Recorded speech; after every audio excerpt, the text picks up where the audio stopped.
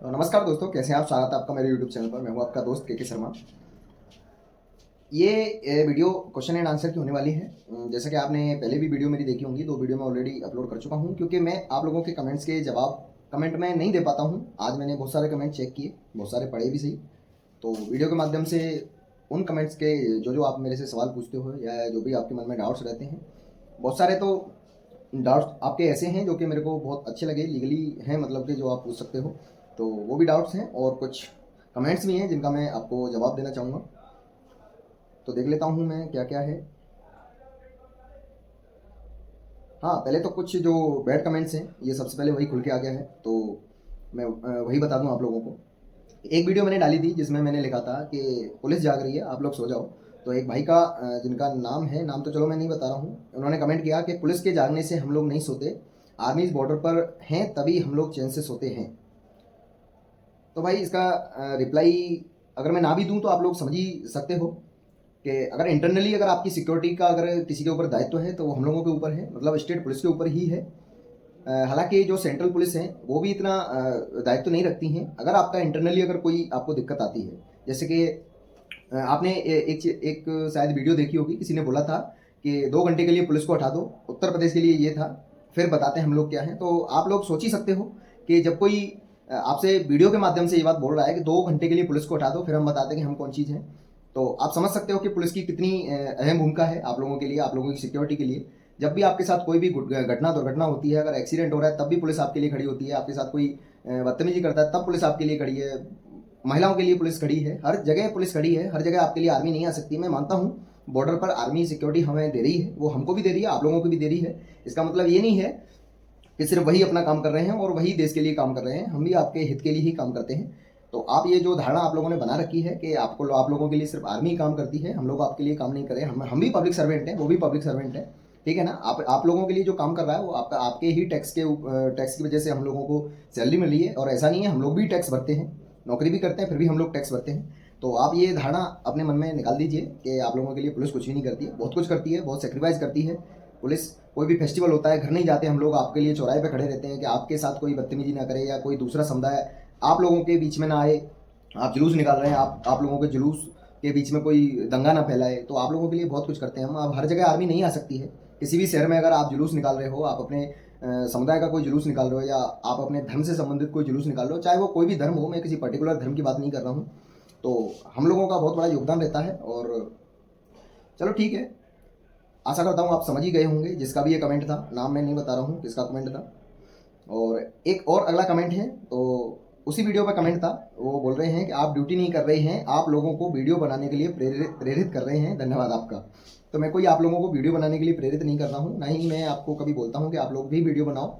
और मैं भी वीडियो बनाता हूँ तो उसके पीछे कोई ऐसा कोई बहुत बड़ा कारण नहीं है कि मैं अपने आप को कोई स्टार नहीं समझता हूँ, मैं कोई हीरो नहीं हूँ, ना ही मेरे से कोई दूसरा कोई वीडियो बनवा रहा है। मेरा खुद का शौक है और मेरा जो प्रोफेशन है, बस मैं आप लोगों को बस मेरी वीडियो से अगर थोड़ा बहुत मोटिवेशन मिल जाता है, बस यही मैं चाहता हूँ।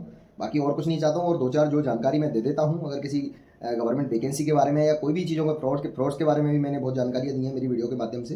तो यही 2-4 चीज़ें हैं जिनके लिए मैं वीडियो बनाता हूँ। बाकी ऐसा कोई नहीं, कोई मेरा कोई शौक नहीं है कि मेरे को वीडियो बनानी है। और आप लोगों को मैं कभी प्रेरित नहीं करूँगा कि आप वीडियो बनाओ। आप पढ़ाई करिए, जब आप सक्सेस हो जाओ आराम से वीडियो बनाना। आपका जो शौक है आप शौक कर सकते हो, शौक किसी का कुछ भी हो सकता है, चाहे किसी भी प्रोफेशन में हो, ठीक है ना।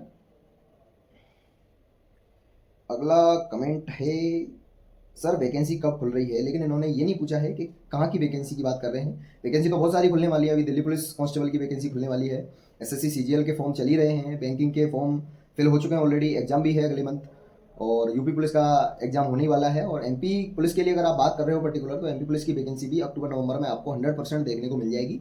वो वैकेंसी में आने वाली है, जैसा कि मैंने पहले भी वीडियो में बताया, 7,500 समथिंग वैकेंसी आने वाली है, जिसमें कि कांस्टेबल एसआई दोनों वैकेंसी आएंगी, ठीक है ना। और अभी एएसआई और क्या बोलते हैं, हेड कांस्टेबल मिनिस्ट्रियल की वैकेंसी ऑलरेडी रनिंग में है, आप फॉर्म भर सकते हैं अगर आप एलिजिबल हो। उसके लिए क्वालिफिकेशन, एजुकेशनल क्वालिफिकेशन थोड़ी सी अलग चाहिए, उसमें कंप्यूटर का डिप्लोमा चाहिए, या आप अगर ग्रेजुएट हो कंप्यूटर से तो आप भर सकते हो। तो वो वैकेंसी भी चल रही है। हाँ, अगला कमेंट है एक मेरी जो वीडियो है जिसपे कि मतलब कई बार मैंने एक कमेंट पिन भी किया था, जिसमें मैंने बताया भी था कि भाई उस बंदे की जो बाबा थे, जो अपनी गाड़ी झुका रहे हैं, उनकी उनकी गाड़ी गिरी हुई नहीं है। ये मेरे को ऐसा बोल रहे हैं, इसलिए मुस्कुरा रहे हो क्योंकि संकट दूसरे पर है खुद पर नहीं।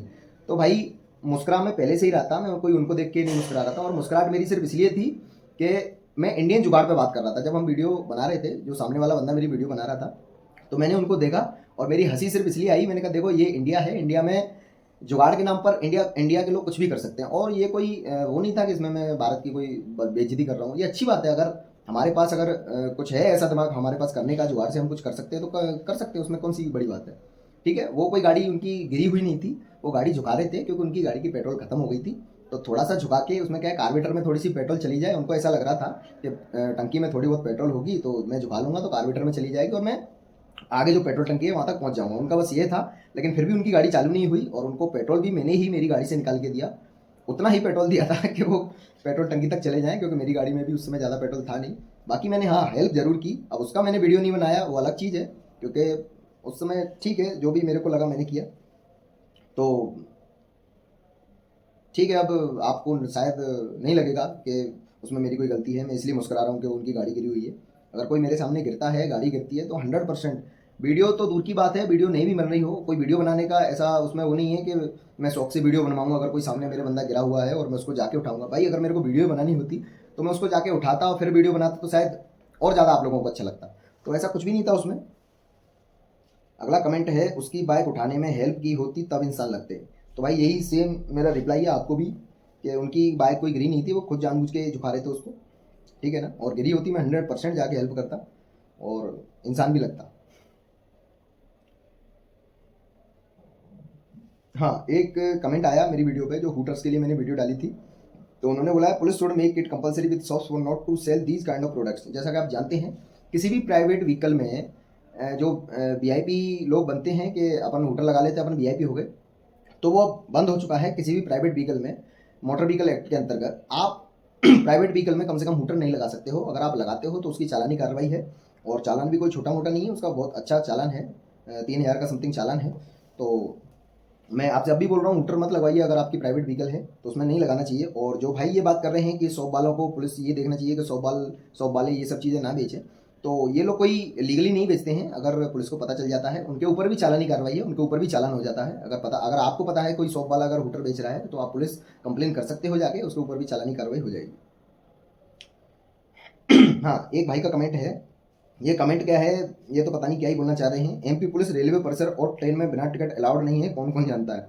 तो ये तो खुद ही पूछ रहे थे कि कौन कौन जानता है। भाई ये हर कोई जानता होगा कि एमपी पुलिस हो चाहे कोई भी हो, रेलवे खुद के कर्मचारी को फ्री अलाउड नहीं करती है। पहले पास बनवाना पड़ता है रेलवे से, उसके बाद अलाउ करती है।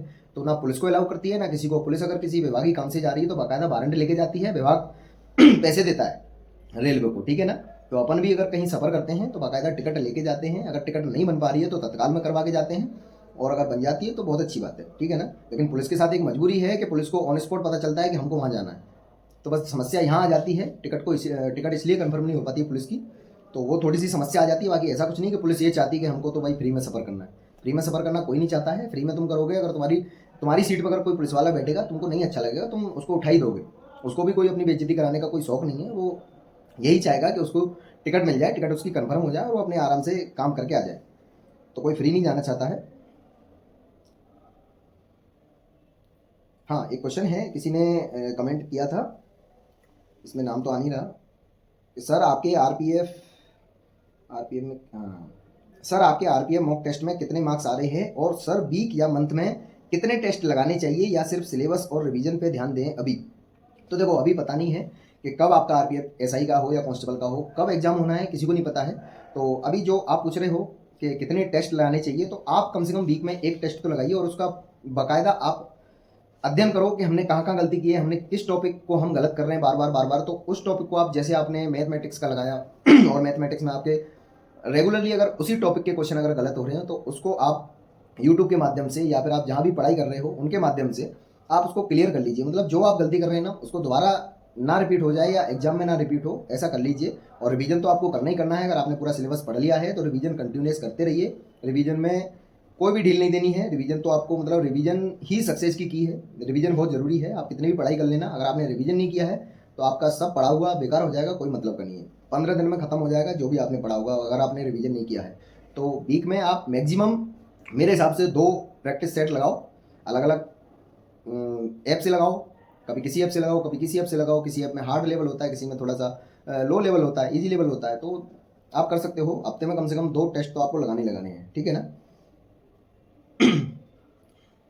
एक भाई ने पूछा है कि सर आप साइंस से हैं या कॉमर्स से हैं या आर्ट स्टूडेंट हैं। तो भाई मैंने बीएससी की है, मैं ग्रेजुएशन बीएससी किया है मैंने मैथमेटिक्स से, तो मेरी साइंस स्ट्रीम है, ठीक है।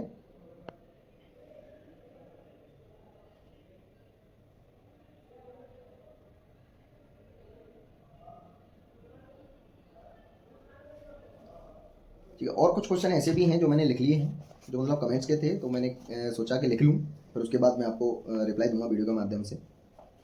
तो एक भाई का कमेंट है कि सर आपकी फिटनेस का राज क्या है। तो भाई मेरी फिटनेस का राज कुछ भी नहीं है। मैं रेगुलरली जिम जाता था पहले, अभी तो नहीं जाता हूँ।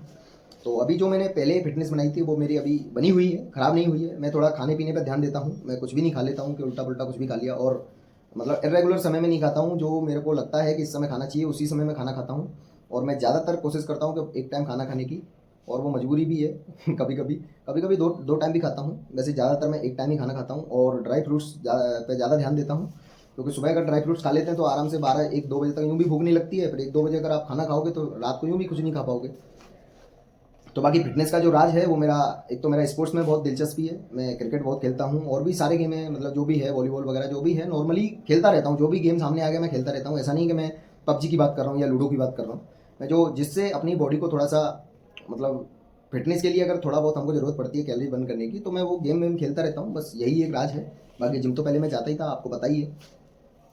अगला क्वेश्चन है सर पुलिस वाले सही से बात क्यों नहीं करते हैं। हाँ, ये क्वेश्चन बहुत शानदार किया आपने कि पुलिस वाले सही से बात क्यों नहीं करते हैं। और ये ज़्यादातर लोगों का सवाल है कि पुलिस हमेशा बदतमीजी से बात क्यों करती है। तो देखो, पुलिस को बदतमीज बनाया है आम जनता ने।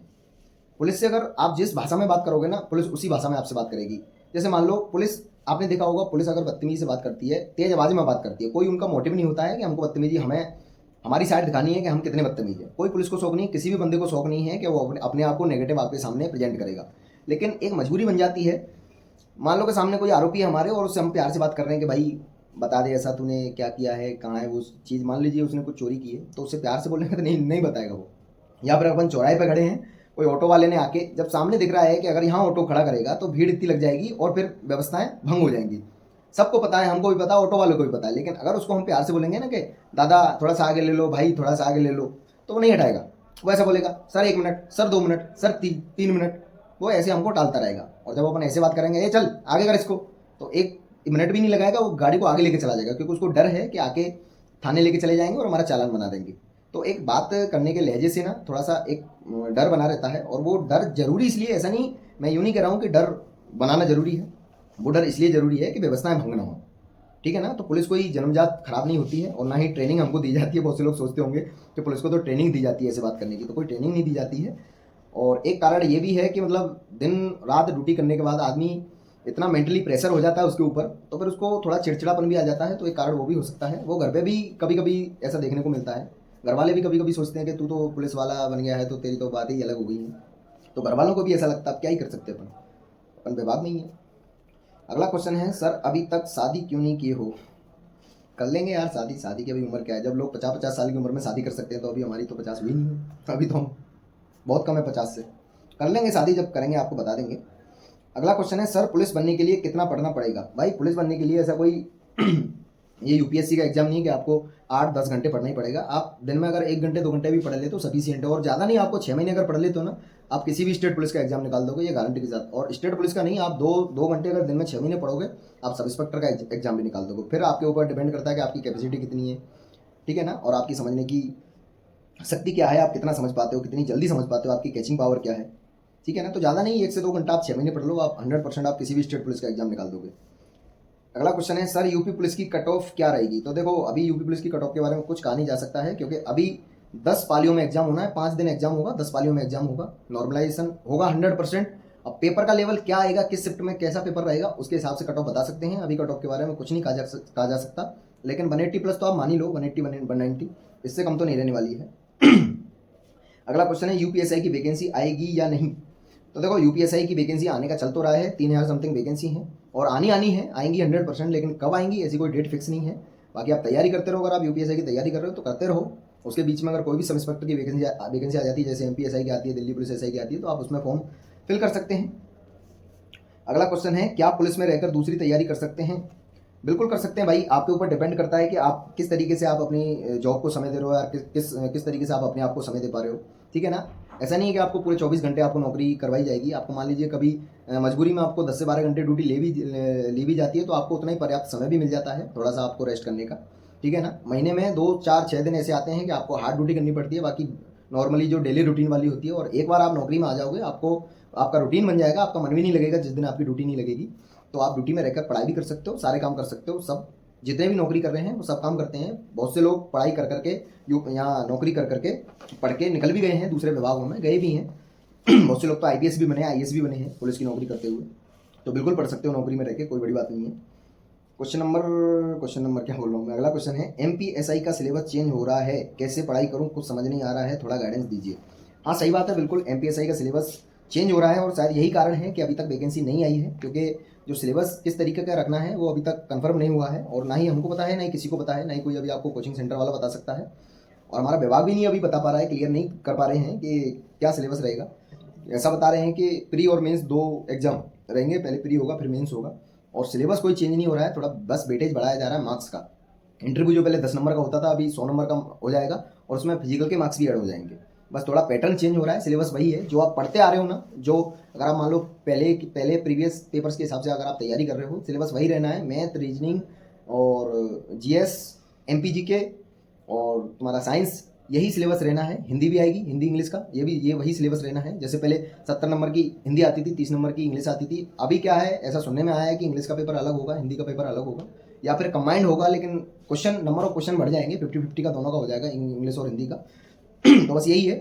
अभी जब तक एक कोई नोटिफिकेशन, ऑफिशियल नोटिफिकेशन नहीं आ जाता है सिलेबस को लेके, या फिर वैकेंसी का नोटिफिकेशन नहीं आ जाता है, तब तक अपन नहीं बता सकते हैं कि क्या सिलेबस रहेगा। लेकिन आना उसी में से है, मैथ, रीजनिंग, हिंदी, इंग्लिश और ये GS।